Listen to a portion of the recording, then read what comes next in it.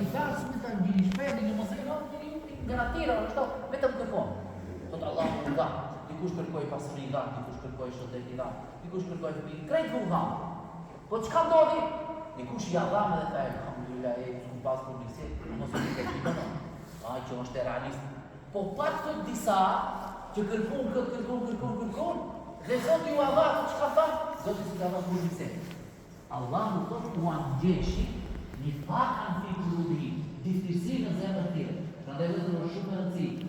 Para i shkërkojnë falje për dik, e dita devotshmëri, dhe treta, jemi të sinqertë, se o Zot, ti mu më dha shansin, Ramazanin tani, unë arrita, më premtove se do të falish, unë e pendova, më premtove se do të shpërbesh për ibadetet, unë agjërova, po unë ta këtë i premtimat matë, se i ti do t'jetë edhe pas Ramazanit, edhe deri sa do t'jetë gjallë. Nëse këtë e bëjmë vezër, pa dyshim, që Allahu Gjeleshanu do të mundësoj që edhe vdekjen e ta kemi të ti.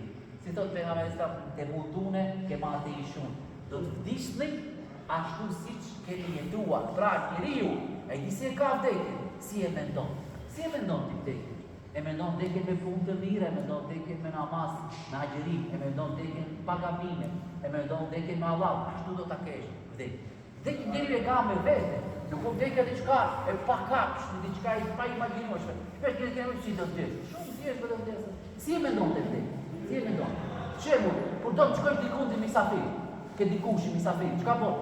Hajde drejtor, të rregulloar, të marrësh një durat, bisedë, që të shkoj misafir. Nuk shkon ti, arabadej, pa rregullor. Edhe ti ishte misafir, pak më ndresh, do drejt ma urë, duhet ta shona unë shpej, do të respektosh të rregulla. Edhe ti shkaj nuk e shku tej, saj do ta çelë derën. Pse? Se po si ki, do si ke vot, çia si ke vot.